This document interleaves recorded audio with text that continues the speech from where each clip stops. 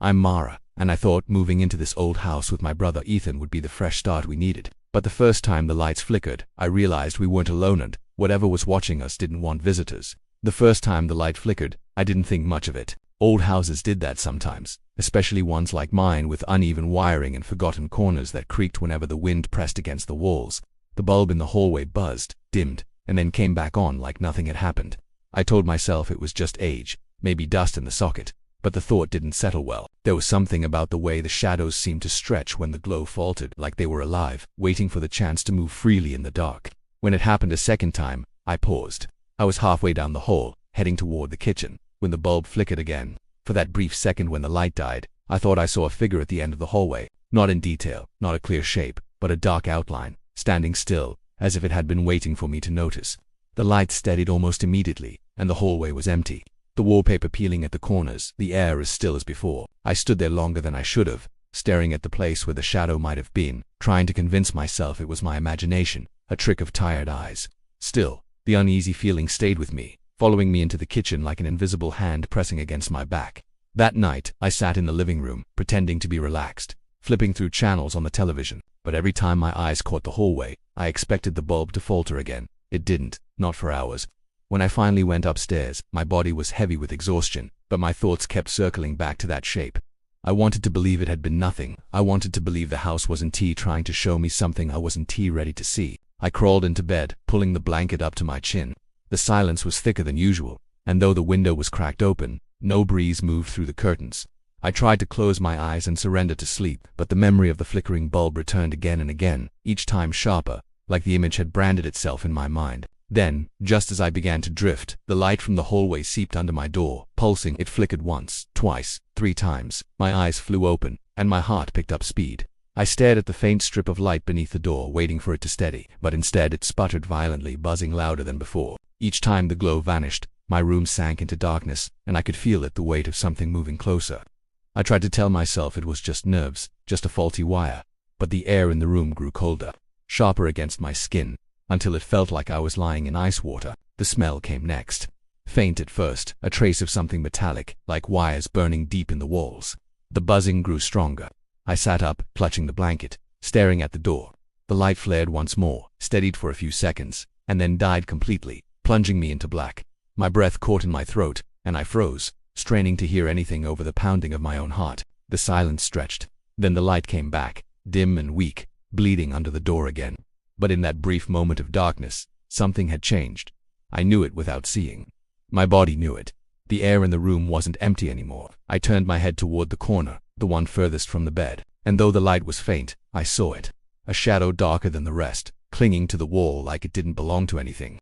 It stretched upward unnaturally, twisting as though it had been waiting for this exact moment to show itself. My throat tightened, my body rigid with dread. I blinked hard, hoping it would vanish, hoping it was nothing but exhaustion playing tricks on me. But when I opened my eyes again, the shadow was still there. It wasn't just a stain of darkness. It was something else, something deliberate. The bulb in the hallway flickered one last time, buzzing like it was on the verge of bursting. For a fraction of a second, the room plunged into complete darkness again, and I swore I felt movement, something crawling across the ceiling, too quick, too unnatural. When the light steadied once more, the corner of the room looked empty, but the blanket around me was damp and cold, as if someone had been sitting there long before I noticed. The shadow did not leave my mind the next day. Even as sunlight poured through the windows and filled the house with warmth, I couldn't shake the memory of that dark outline clinging to the corner of my room. I walked from room to room, checking the walls, studying the ceilings, convincing myself that the corners were empty, that nothing had been there except my own fear. But the thought clung to me, whispering at the back of my mind. The shadow had not been a trick of my imagination. It had been something more. I spent the day avoiding mirrors, avoiding darkened glass, avoiding even the hallway where the bulb first began to fail. But no matter where I went, a nervous sensation followed me. The air felt heavier, like each breath dragged against invisible weight. I tried to distract myself, making coffee, scrolling through my phone, turning the television on and off without caring what was playing. But every flicker of light on the screen, every shimmer of sunlight against a polished surface made me flinch. I kept expecting to see that shadow waiting again, standing silently, watching. As night fell, the sense of dread returned stronger than before.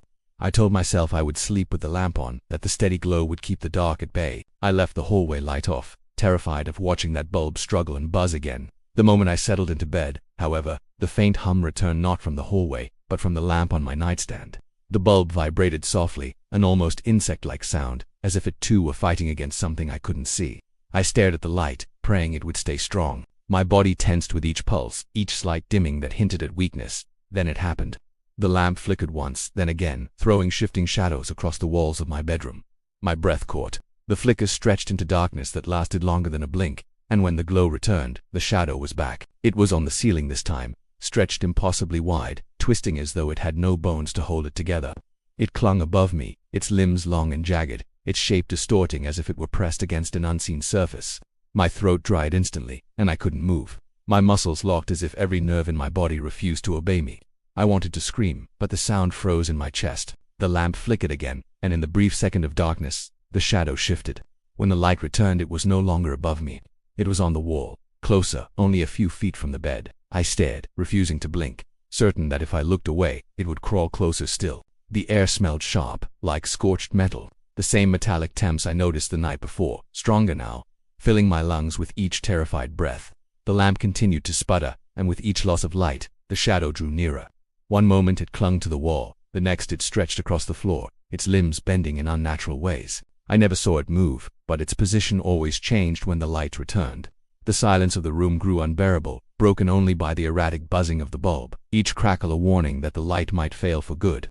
My hands clutched the blanket, damp with sweat, my body trembling. The lamp flickered harder, and this time the bulb glowed red for a fraction of a second before stabilizing again.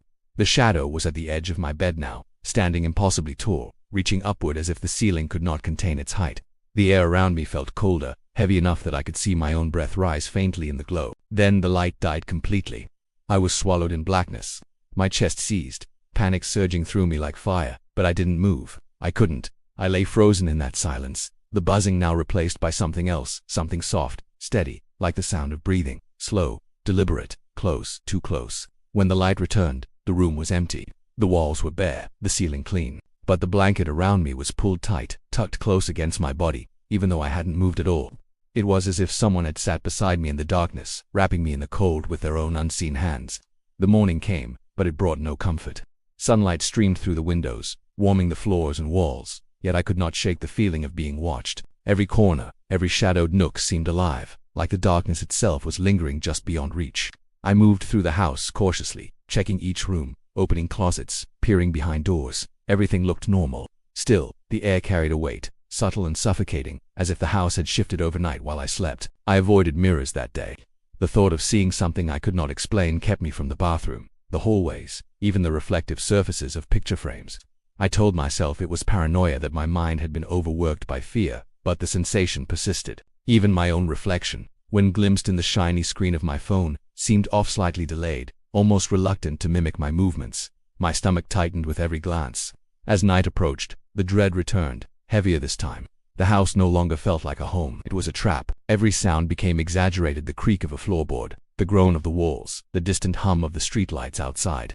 I knew the flickering light would return, and I feared it more than anything. I tried to leave, but when I reached the front door, the handle turned freely in my hand, yet the door refused to open. It was stuck, rigid, like the frame had fused overnight. I rushed to the back door, then the windows, and every exit was the same, locked in place by some invisible force.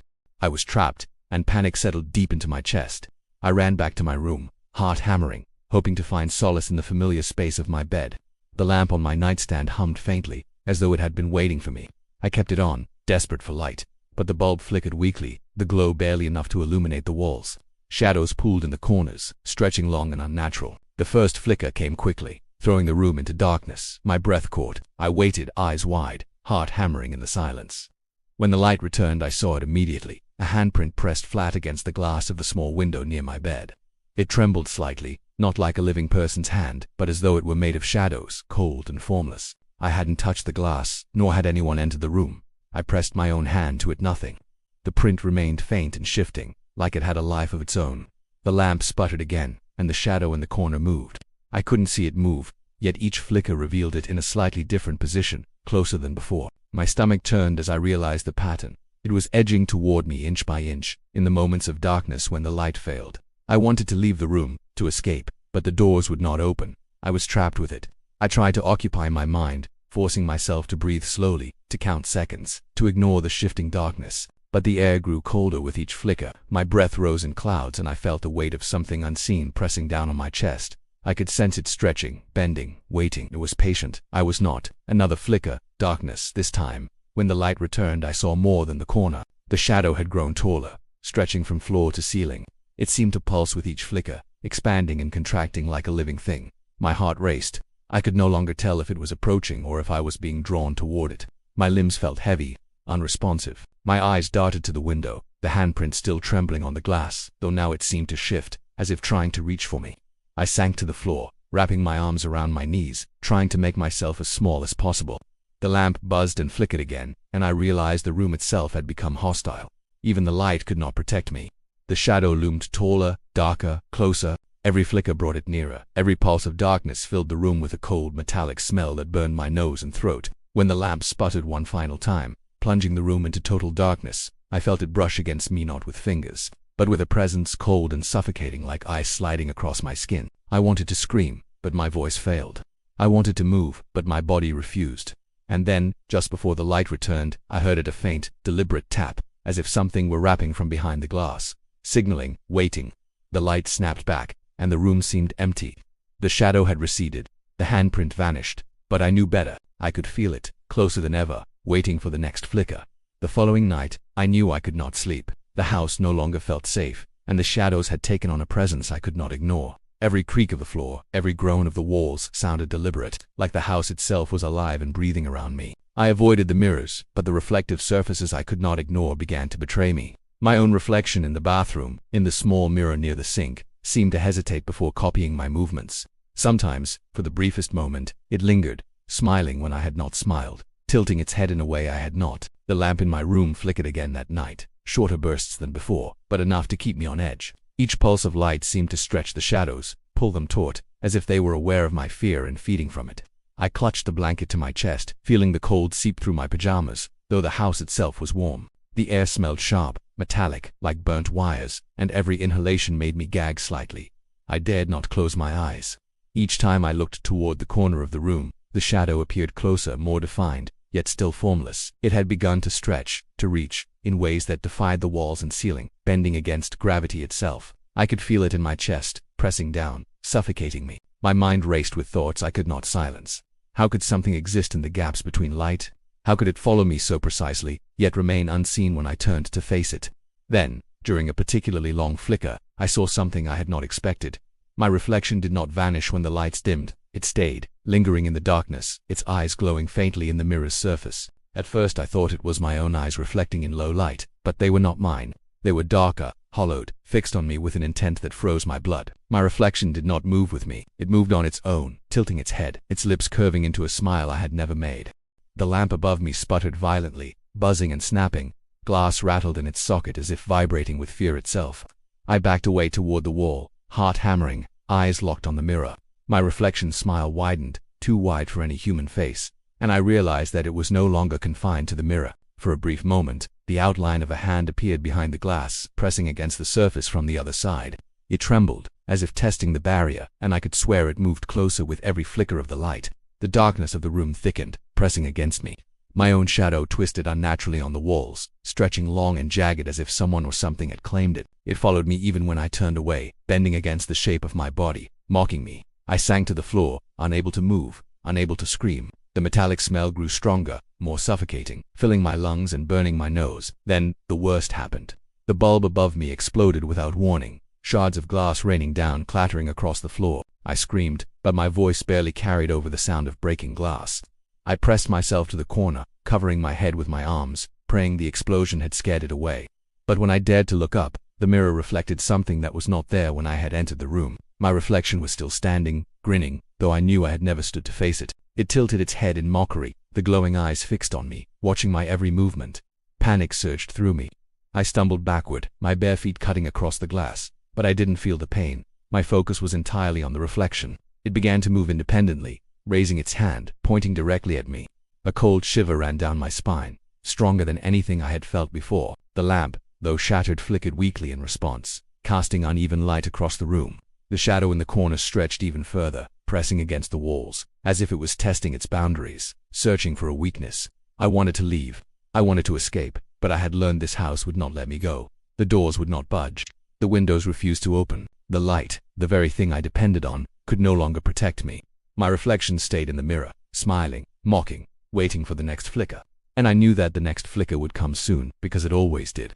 As the darkness pressed closer, I pressed my hands over my ears, trying to block out the soft, deliberate tapping sound that now echoed from behind the glass. Tap, tap, tap. It was slow, precise, insistent, not random.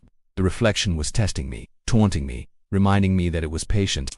I sank further into the corner, trembling, my skin slick with sweat, my lungs aching for air. And then the last flicker of the night came, plunging the room into total darkness. My breath caught, my heart raced. I could feel it, the shadow, the reflection, the presence moving closer, pressing against the walls, the floor, the very air around me.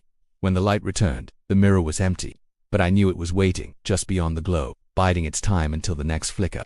The room felt colder than ever, and I realized with a shiver that I was no longer alone in my own home. The house had changed. I could feel it in every corner, in every shadow, in every breath of air that moved through the rooms. The bulbs that remained flickered constantly, their feeble glow a reminder that light was no longer a refuge. I had stopped trusting anything that could reflect, anything that could cast a shadow. The mirrors were gone, or at least I had covered them all with sheets, but I still felt it watching. I could feel its presence even when I could not see it, lingering in the edges of my vision, pressing against the walls, settling into the spaces between light and dark. I no longer slept. I lay on the floor of my bedroom, lamps on, every door closed, every window locked, waiting for the next flicker. I knew it would come. It always came. The first few flickers were brief, almost playful, teasing me.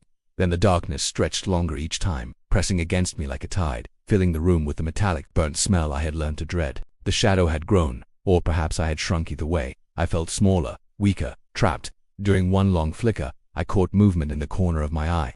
I spun toward it, but nothing was there. The lamp sputtered, the bulb buzzing violently, and I felt the air shift behind me. I could sense it standing there, too close, too solid to be nothing, yet still impossible to touch. My own shadow on the floor began to behave strangely, stretching unnaturally, twisting against the contours of my body, moving independently, mocking me. I wanted to run, but the doors refused to open. I was trapped in this living nightmare. The mirrors no longer reflected my movements. When I dared glance at one, I saw it, my reflection, but not mine. It smiled, two wide eyes, glowing faintly, watching, waiting. Sometimes I saw it tap on the glass, slow, deliberate, a sound that echoed in my skull even when the light was steady. The hand pressed flat against the surface, trembling slightly, as if testing its barrier, as if waiting for the moment it could step out.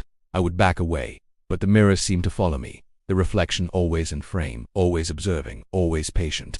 I realized the house itself had become part of it. The walls seemed to bend, subtly, almost imperceptibly, guiding me back to rooms I had tried to leave. The floors groaned in rhythm with my heartbeat. Even the air seemed to pulse, expanding and contracting around me.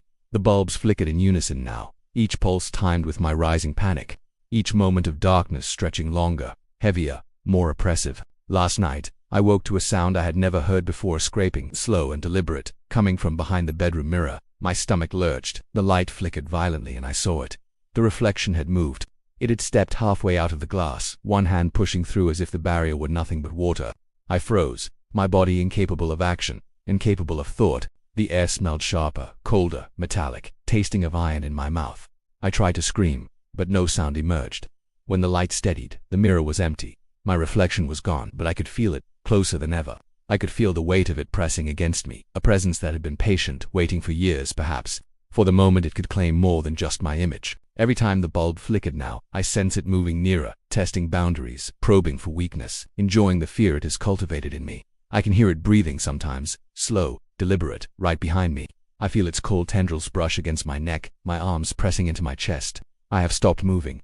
I cannot leave the house. I cannot close my eyes. The doors do not open. The windows do not budge. Even the light is unreliable, flickering in cruel, unpredictable patterns. And then I realized something worse. My reflection no longer mirrors me at all. It has become independent, existing in the glass as its own entity, smiling, watching, learning. I am not sure what it wants, if it wants to replace me, to trap me, or to simply enjoy the fear it has built. All I know is that I am no longer alone in this house, and the next flicker will come soon. I am writing this quickly, before the lights fail again, because when the darkness returns, I don't think I will be the one left in the room. Something waits in the reflection, and I am beginning to suspect that the house belongs to it now. The mirror waits patiently in the corner, its surface still and empty. But I know it is only pretending. It is waiting for the next flicker, and I fear that when it comes, the person who steps out will not be me.